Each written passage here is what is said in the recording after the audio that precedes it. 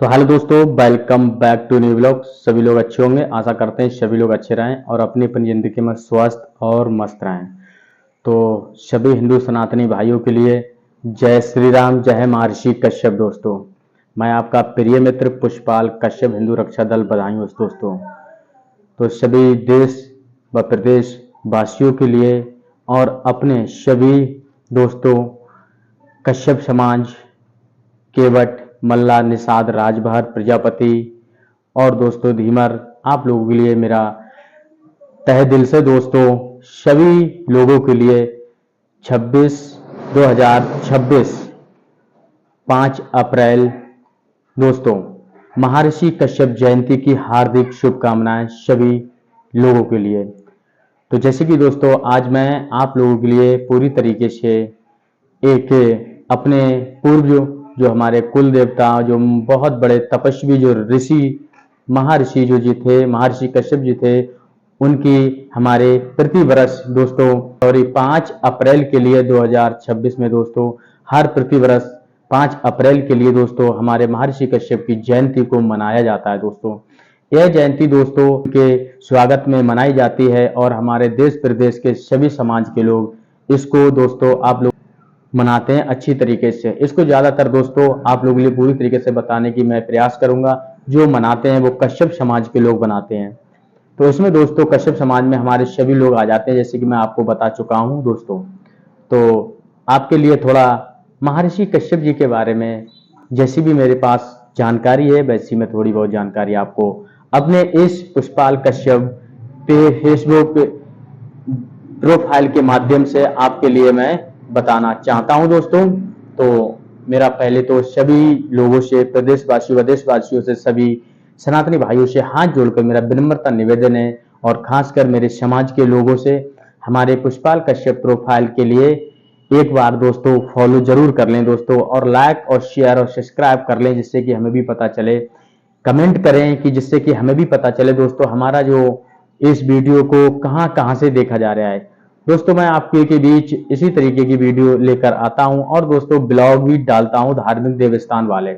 हमारा एक चैनल भी है दोस्तों यूट्यूब पर, जो A1 ब्लॉग, और दूसरा जो चैनल है वो कृष्णा ब्लॉग और वीपी नाम से।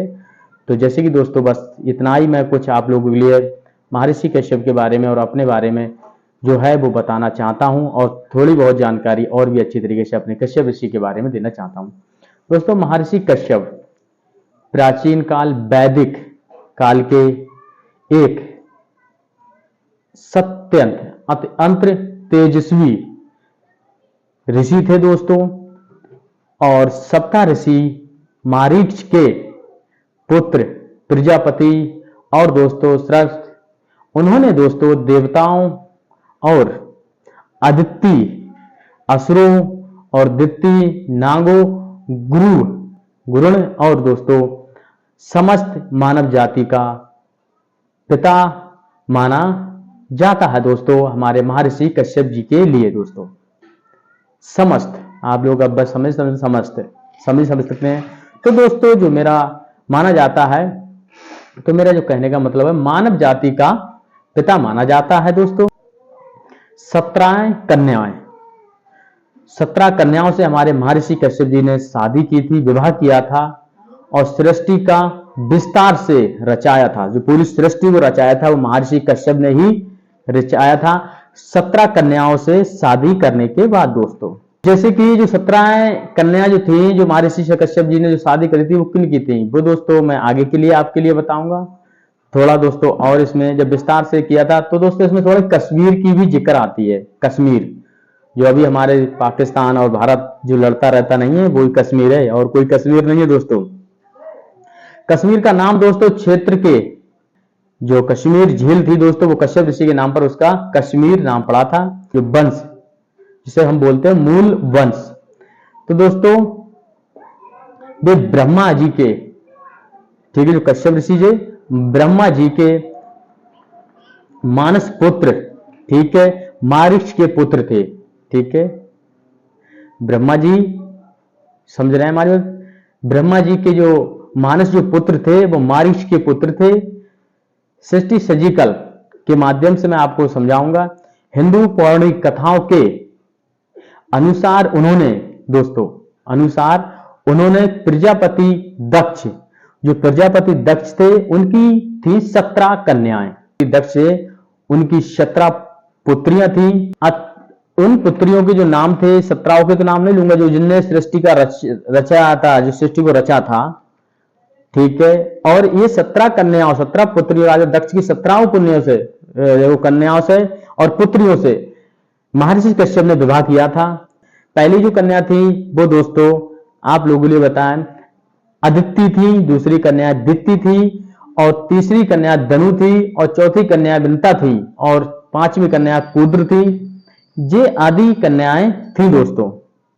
इनसे कश्यप ऋषि ने विवाह किया और वे समस्त आदि करी जो विवाह रचाया था महर्षि कश्यप ने इन कन्याओं से, तो फिर इसके समस्त प्रजाओं के पिता कहलाए गए थे। जैसे जो भी सृष्टि पे जितनी भी प्रजा है, दानव मानव, जितनी भी पशु पक्षी जो भी हैं, और जितनी भी संतान है, जितनी, जैसे आपके लिए हम बताएं, जैसे मानव जीवन, जो मानस जीवन है, ये जितनी जिसमें जातियां बनी, वे सब टोटल महर्षि कश्यप से ही प्रेरित है, टोटल महर्षि कश्यप की ही वंशज है दोस्तों। आप लोग सब कुछ यही है, कोई भी कुछ भी कहे, ये चीज हमारी वेद पुराणों भी कहती हैं, ये बात हमारी भगवत गीता भी कहती है, ये हमारी रामायण भी कहती है, ये सब चीज। अब चाहे कुछ भी कोई आदमी कुछ भी कहे कि हम उनके वंशज हैं, हम उनके वंशज, हम उनके वंशज हैं, लेकिन कहीं ना कहीं अगर पूरी तरीके से अगर इस चीज को हम देखते हैं और पूरी तरीके से पढ़ते हैं, तो इनको पूरी तरीके से सृष्टि रची गई है, जिसमें सबसे ज्यादा अहम भूमिका हमारे महर्षि कश्यप जी की रही है दोस्तों जैसे कि जो भगवान विष्णु थे, उनका जो 12वां अवतार था, तो वो भगवान विष्णु के 12वां अवतार और दोस्तों आदित्यों देवताओं का जन्म हुआ था। मतलब भगवान विष्णु जो थे, उनका जो 12वां अवतार हुआ था, तो वो हुआ था अदिति से। तो दोस्तों फिर उसके बाद में पूरी तरीके से देवताओं का जन्म हुआ था दोस्तों। अब जो दोस्तों मैं आपके लिए पूरी तरीके से बताऊंगा जो चीज बची हुई है, उनमें क्या क्या पॉइंट है, जैसे किन किन चीजों का कैसे कैसे उत्पन्न इस पृथ्वी पे हुआ था। तो जैसे कि दोस्तों आपके लिए बताने का मैं प्रयास जो करूंगा, माता थी धनु, जो थी वो दानवों की माता थी दोस्तों, और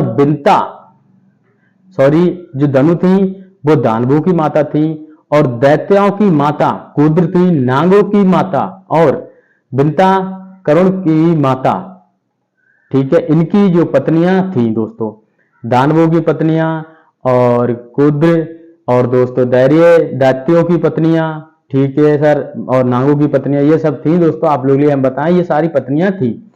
तो अब जो आता है निकल के मेन पॉइंट, वो आता है कश्मीर दोस्तों। समझ रहे हैं मेरी बात पूरी तरीके से? कश्मीर का निर्माण, ठीक है। कथाओं के अनुसार इन्होंने दोस्तों कश्मीर क्षेत्र की झील का पानी सुखाकर उसे रहने योग्य बनवाया था। किसने बनवाया था? महर्षि कश्यप जी ने, ठीक है। जो कश्मीर झील थी उसको सुखाकर उसमें बसने का, रहने के लिए लायक बनवाया था महर्षि कश्यप जी ने, झील का पानी सुखाकर इसके लिए। तो इस कश्यप मंच कहा गया था, इसको कश्यप मंच कहा था।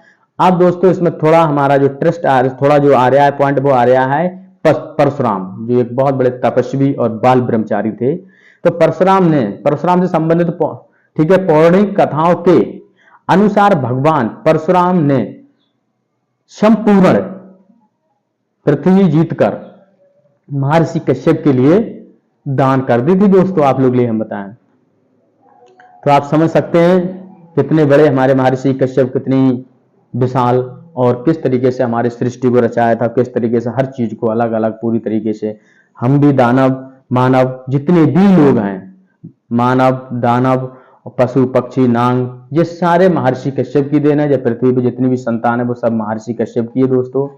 आप चाहे कोई कुछ भी कहे, तो बस मैं किसी प्रकार की कोई टिप्पणी नहीं करना चाहता हूं। तो सभी लोगों से मेरा हाथ जोड़ के विनम्रता निवेदन है, वह महर्षि कश्यप, और जय श्री राम सभी हिंदू सनातनी भाइयों के लिए।